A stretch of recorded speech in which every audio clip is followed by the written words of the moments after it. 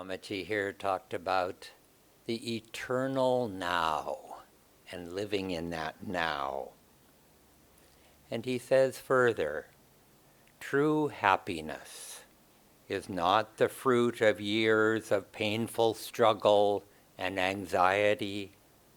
Rather, happiness is a long succession of little decisions, simply to be happy in the moment. As my guru said, the minutes are more important than the years. Decide to be happy in the moment. And Swamiji also asked, well, what prevents us from living in the moment, in the here and now? Desires and attachments.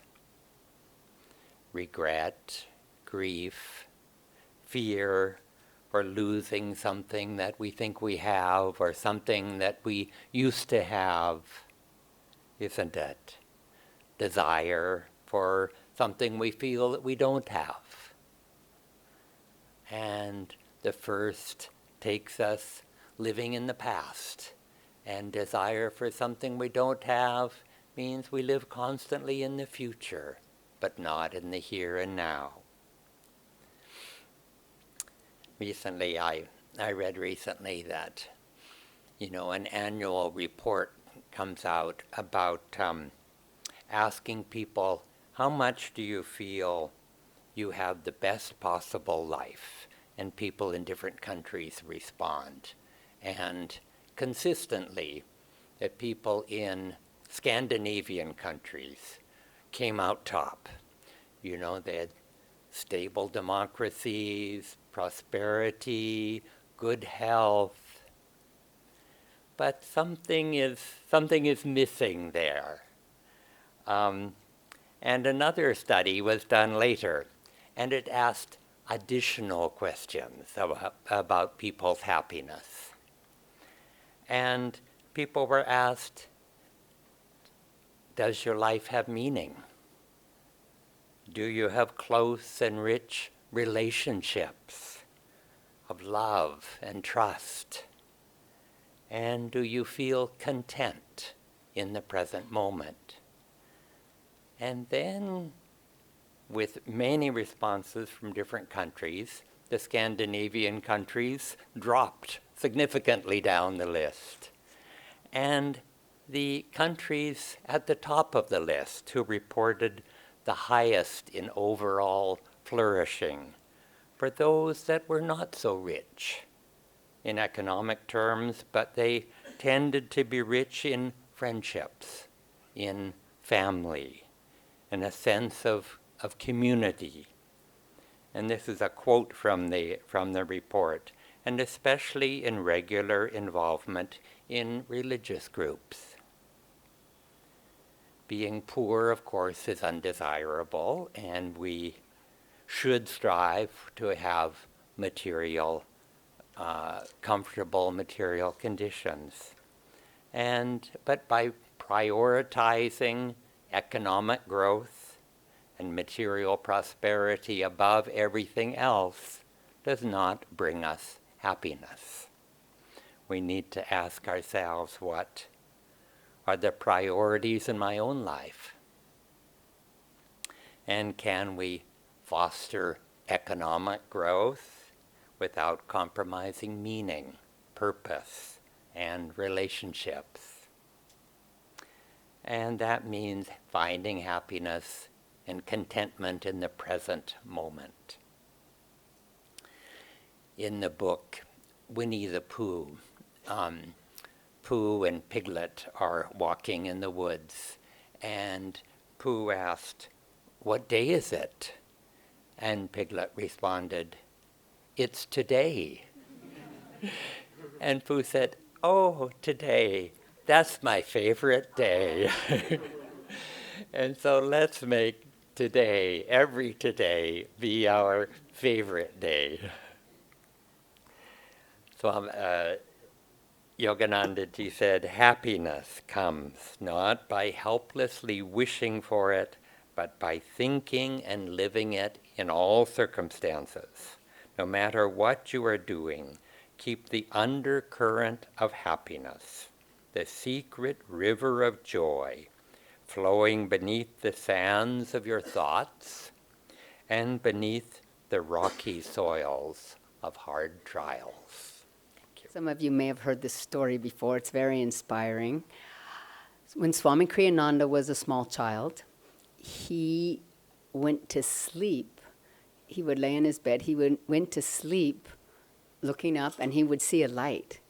And he would just go deeper and deeper into that light until that light expanded, and he would fall asleep. And he did that for years while he was young. And it wasn't until he grew up a little bit, maybe got older, and realized that other boys or other kids were not having the same experience. And so then he thought he was weird or strange, and so he stopped talking about it, and he stopped doing it, going into the light like that. And then fast forward until he's 22, and he's living in the ashram of his guru, of our guru, and he learns the techniques of Kriya Yoga, of meditation. And as he goes into meditation, I don't know if it's first time or how long he'd been meditating, he saw the light here at the spiritual eye, and he went into that light.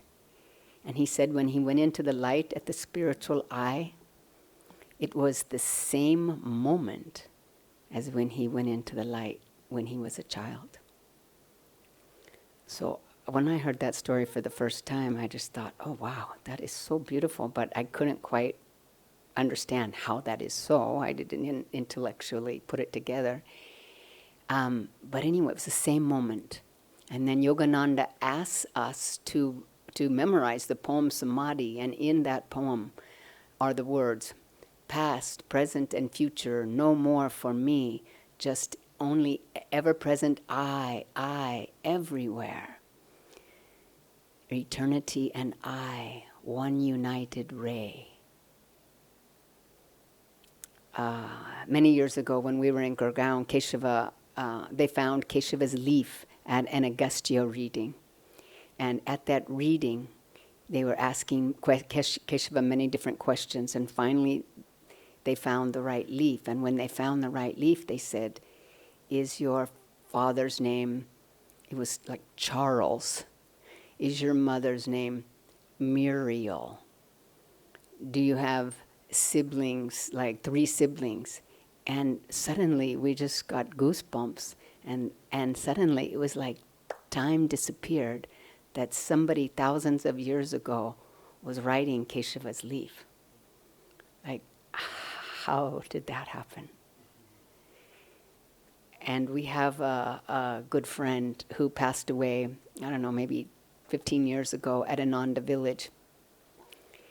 And as she was getting very close to making her transition, she said, I'm seeing thousands of faces crossing my vision, and I know that every one of those faces was me in a different lifetime. And she said, seeing all those faces makes it very hard for me to be attached to this one body now. Swami Kriyananda wrote a children's book called The Time Tunnel. And in The Time Tunnel, he talks about time not being linear, like most people think, but in a circle that runs in a circle in a rotation around a center, which is the eternal now.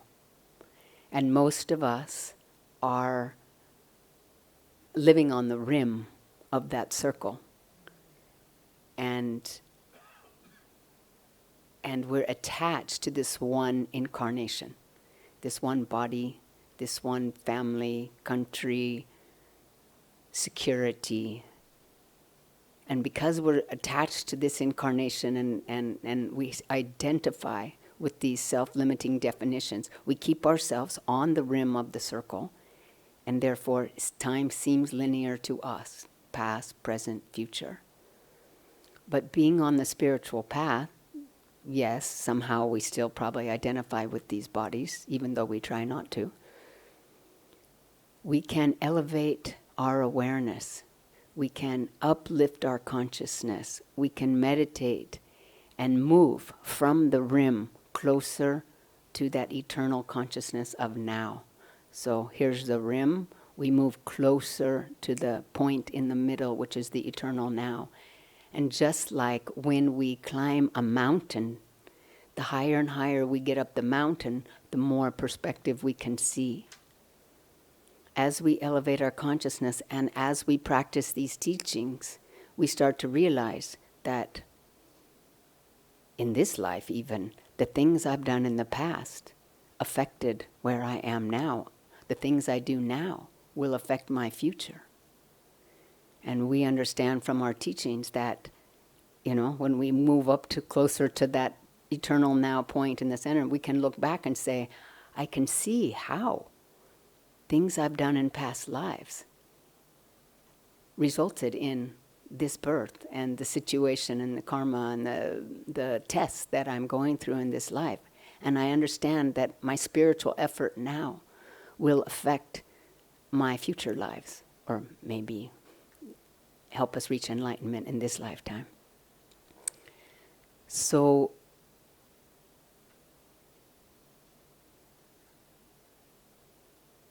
we know from our teachings what we can do to bring our awareness ever closer to that point in the middle, that consciousness of eternity. It runs through our lives. When I was young and I traveled to India, I was 24, and I was at the Ajanta caves.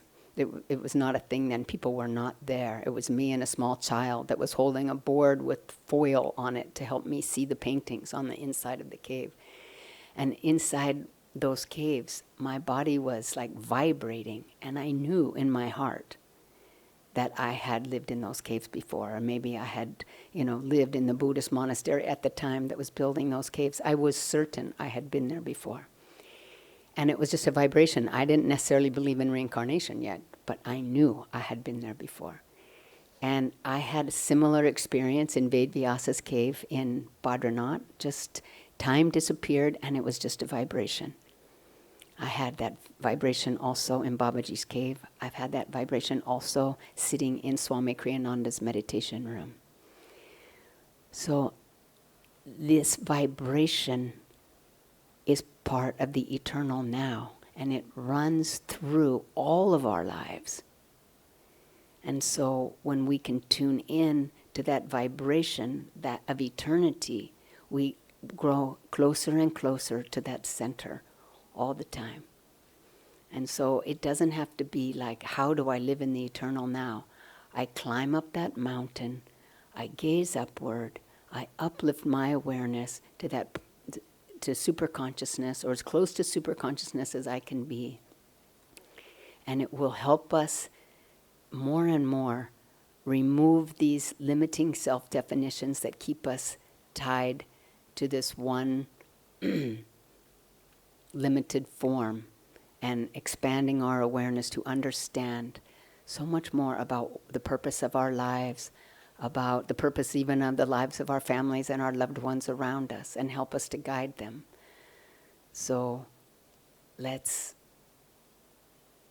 always remember that